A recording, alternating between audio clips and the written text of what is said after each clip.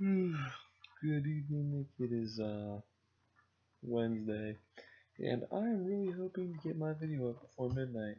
It is currently 11:20, and that's not good. I got so busy working on work stuff that I forgot. Yeah, and we are so good at vlogging. So Nick, I kind of want to keep going with this expectation thing. So it's like, as you get to know people, you have certain expectations, and that's good, and it makes conversation and getting along with people so much more simple. But what happens when it doesn't? I mean this in a very realistic way, Nick. What happens when your expectations of people, instead of going up and you get a good understanding of what you can and can't say, like your expectations of someone are just like really, really bad? Like you look at this person and you think to yourself, how do you survive every single day and not die or trip over your own feet down a flight of stairs or somehow get stuck in a tree in the middle of the Great Plains?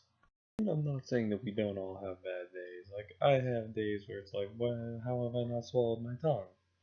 We all have them, but you eventually get to an aggregate with a person where it doesn't feel like they're meeting the basic expectations of human interaction. And those kinds of expectations and developing those kinds of expectations is actually really disappointing and really, really awful.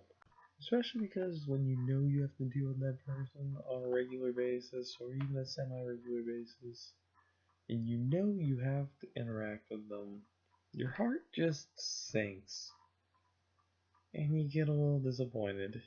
And you get a little sad. Because your expectations are already that low that you kind of get into kind of a self-fulfilling prophecy of like, I think it's going to be a bad situation, and so it is a bad situation because the whole time you're feeling like it's a bad situation. Even if it is necessarily better than it usually is, you're still like nitpicking the bad stuff because that is the expectations you come to have. I mean, to be completely fair, if you have the opposite and you have like super awesome expectations and you're always playing up a situation with somebody, and then the situation feels awesome because you're playing them up in your mind, like that can probably be bad in its own kind of ways. But I feel like it might be better to be overly optimistic and happy about something than overly pessimistic and negative about something. And I know that's something that I hate doing, and I find myself doing it from time to time, and I really wish I wouldn't. But I am a person who has bad biases sometimes, and I feel bad that I get into those kinds of thought patterns. And it sucks.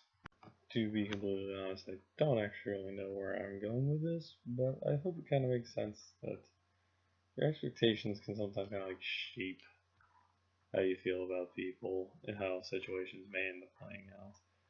And you know what? I don't like when those expectations end up low. It really hurts me on the inside. I'll see you on Friday, Nick.